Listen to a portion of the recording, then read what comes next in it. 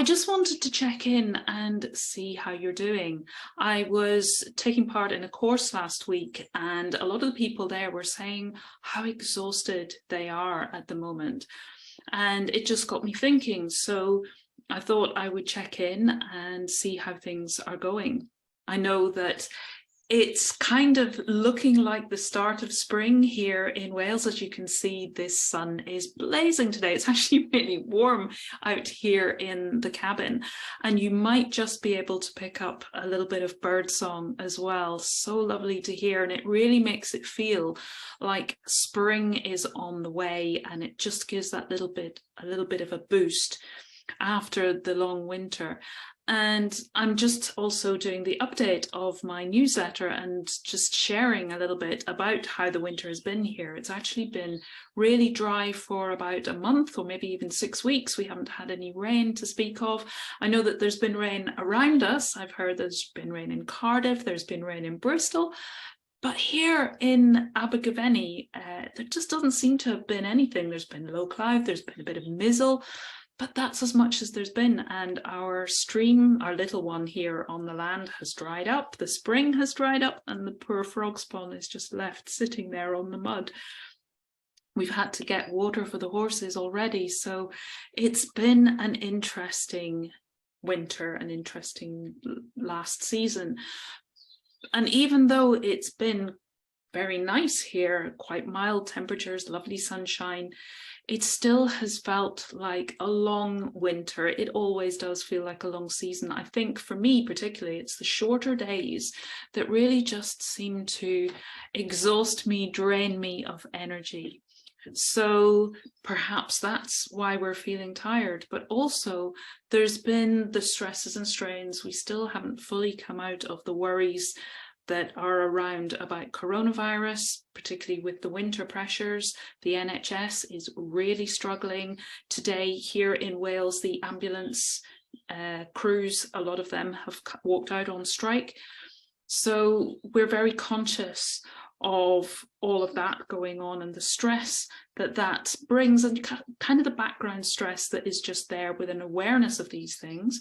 Also the ongoing conflicts in Ukraine, the terrible disaster in Turkey with that earthquake, and little other bits and pieces that are going on in the news that just maybe take our energy so much, particularly when we are maybe spending more time indoors because it is winter here in the UK and it's colder weather. And then we're bombarded with all of these news stories. Whereas perhaps in the summer we spend more time outdoors and away from our devices. So perhaps that's one of the reasons, alongside the fact it's just been winter, we haven't had as much sunlight. Our eating patterns maybe are different because of the colder weather. So all of these things drain our energy, or can drain our energy. And it means that it's particularly important to look after ourselves at this time. And when I was having a think about this, I was just thinking about how we notice when we're feeling tired, when we're feeling depleted. And again, these are some of the things that came up in the work that I was doing last week supporting this particular course. And people were talking about that feeling of being busy but not having a lot of energy, and how they start to kind of pull back on some of the things that they might otherwise do. So not meeting up with friends because they're just feeling so tired and exhausted and maybe busy and distracted by work. It can also leave us just not wanting to reply to text messages or emails, even if those are ones to friends that might otherwise be fun, but we don't even seem to have the energy for fun. And alongside that goes the energy for creativity, therefore the energy for problem solving. And our resilience seems to be at a particularly low ebb. So maybe we're not as patient, more irritable than we might otherwise be. So when we notice these changes in how we're feeling, our moods, our behaviors, these are the things to ring those little alarm bells that we need to take some time for self-care. Unfortunately, when we're feeling at that low ebb and that we have very little energy to spread around all the things that we need to do, we can sometimes end up prioritizing the shoulds and the have tos. So that might be work deadlines and the things that we maybe don't enjoy, but we feel we need to do.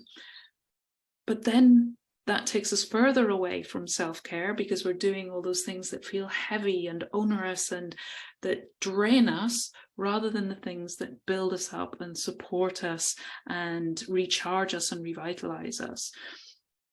So we might therefore end up feeling that we have even less capacity.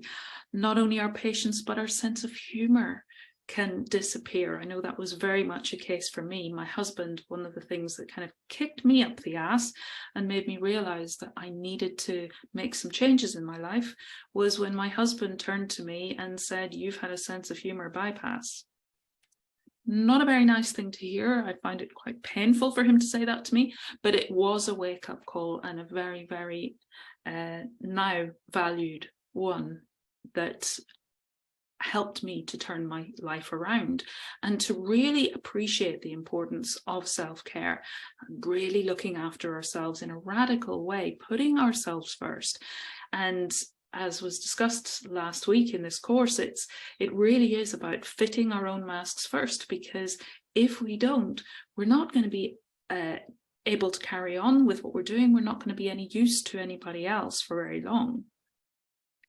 Another thing that we can lose when we're exhausted is our empathy, our compassion, and that can be for those around us, but also even just that ability to feel our own need for support and have empathy for ourselves, compassion for ourselves. Just checking my notes here to see if there's anything else I wanted to add to that. And another thing is that our immunity can be depleted. So our vitality, depending on what way you want to look at this, what terminology you use, but our immune system, our vitality, that can be low. So it means that we don't maybe bounce back as well as we would have done otherwise, and we can be more susceptible to becoming ill, whether that's picking up coming down with a cold or something, or just feeling exhausted and achy and all those aches and pains, the flu-like symptoms that maybe aren't actually flu. What they are is our body saying, I'm in stress. When I'm in stress, I'm in inflammation. When I'm in inflammation, I ache, I'm stiff, I'm uncomfortable, I'm sore, I just don't feel right. My digestion doesn't work properly. There are lots of knock-on effects. I'm listening to the audiobook of Gabor Mate, Dr. Gabor Mate's The Myth of Normal, Trauma, Illness and Healing in a Toxic Culture. And he's talking all about this, even right at the beginning in the early chapters. And there's just so much really valuable information within that book. I highly recommend it. So when we're feeling depleted like this, as I was starting to say, it pushes us into those things that we feel we should do, we have to do, those to-do lists that just seem to get ever longer. And that's so depressing in itself, just to look at how it gets longer and to think of all those things we feel we have to do, and just feel into the energy of those shoulds and ought tos and have tos and musts. It just weighs us down. And something that somebody else said recently that really struck me was, when we're feeling depressed in that way, is it depression? Something that we might think, oh, do I need to go to the doctor? Do I need some medication to help me with this? Is it depression? Or is it the body calling out for deep rest? And I love plays on words, as you'll probably know if you've been following me for any length of time. So am I depressed, or am I in need of deep rest? And you maybe can hear it. I'm not sure if it's coming across very clearly in my words about what I'm saying there, but just that we need to go within. We need to listen to our bodies and to take that deep rest, to give ourselves permission to rest on that deep level. And having had ME, chronic fatigue, in the past, there is that time when we are so exhausted that we don't feel we can do much physically. So we may look on the outside as if we're resting. But if you've been there, you know it's not resting. Not really. It's physical stopping, not doing physically, but inside we're still doing. We're doing on a cognitive mental level, thinking about all the things we have to do. We're nearly, certainly I was, pushing against ourselves. I need to rest. No, I need to do. No, I need to rest. No, I need to do. So there's that push-pull in a not very supportive sense. It's not a push-pull that gets us to the point of balance and tensegrity. It's the push-pull that's constantly jarring and warring against itself, until we can really give ourselves that permission to stop, to rest, to switch off, physically, mentally, emotionally, whatever it might be, and to really go deep in that resting and recharging process, which is the self-care. So when we are that exhausted and we're so depleted and we're just shrinking our life down to the bare essentials that we feel we have the energy for, those aren't the fun things. As I was saying, those aren't the things that recharge us, but they're the things that we prioritize. Unfortunately, they are often things that make us just feel more drained, lower in mood. So if you're feeling that you're either there already or you're starting to head down that road towards potential burnout, I highly recommend that you make time for yourself. You prioritize yourself and your self-care, and take time to get outdoors. Even if the weather isn't like this, it's still wonderful to get outdoors, get that natural light, hopefully the fresh air and the movement in nature that really does so much to support us and to recharge those batteries.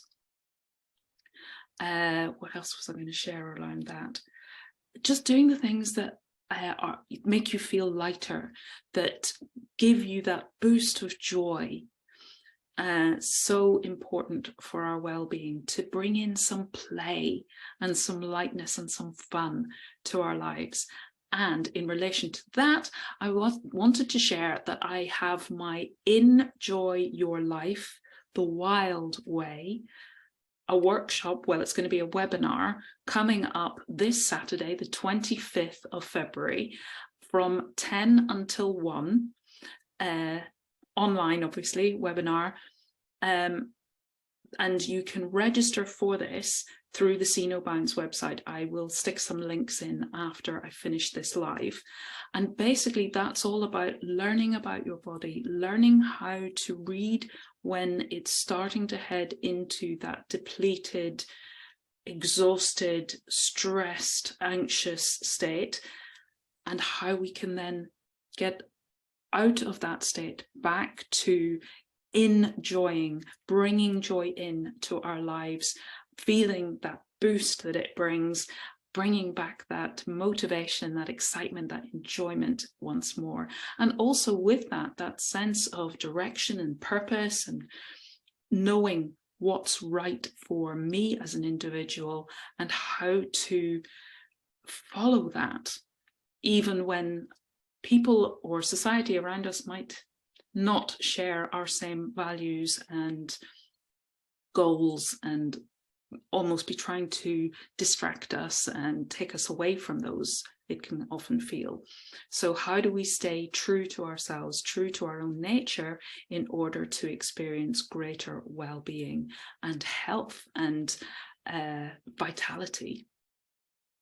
Also, I have another couple of events coming up this week which might be of interest and support your well-being. And One is Thursday at lunchtime from 12:30 to 1:30. Again, it's online. I'll share the links below. You can book through the See No Bounds website. And it's called Have We Been Getting Wellbeing All Wrong?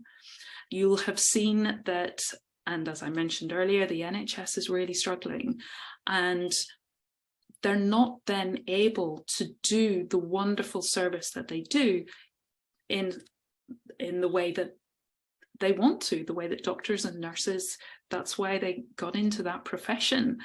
But at the moment, they're just so stressed, so short-staffed, so under-resourced that they're not able to do that work to the best ability. So how can we support that and support ourselves? And basically that's by looking after our well-being, understanding how our well-being works, that it's actually a process, and that we can support that process in order to keep ourselves well, to keep the pressure off the NHS so that they're there when we really need them, like when we've had an accident or something more serious. But how do we just generally keep ourselves ticking along in a more healthy way, and understanding how to support that well-being? Then if you want to know more about that, come along and join me. As I say, it's Thursday, that's the 23rd, from 12:30 to 1:30, and I'll share the link below to register for that. And then the last thing I wanted to share is my Ask Me Anything slot, and it's Ask Me Anything about well-being. So it can be well-being for ourselves, for animals, for the planet. And next Monday, the 27th, is Sustainable Energy Day. We're also Earth Day isn't far away. So thinking about how do we take care of ourselves? How do we take care of nature? How do we take care of this earth on which we live? And this is the abundant but limited resources that we have around us. How do we really get that healthy balance that will support our well-being, the well-being of everything around us? So if you have any questions on any of that or on my work, and you'd like to know a little bit more about meta-consciousness or anything that I do, then come along and join me. And that's going to be this Friday from 2 until 3, and it's in the Wild Wisdom Wellbeing group. So you need to be a member of that group beforehand if you want to join me. And you can join me then live on the group. It's going to be a live on Friday afternoon, and come along and you can ask me any questions or send them to me in advance if you prefer. And there's more details on the news and events tab of my website if you'd like to come along to that. So I'm going to leave it there. I hope that you are keeping well, and I hope that you are able to make time for some self-care. I know it's just the beginning of the week and you might have a busy week ahead, but that really is all the more reason to take some time, give yourself that permission just to do 1 or 2 things this week that are just for you, that are fun and that help to boost, give your well-being that boost, give your vitality that little bit more oomph. And I hope to see you at one of the events later this week. Bye for now.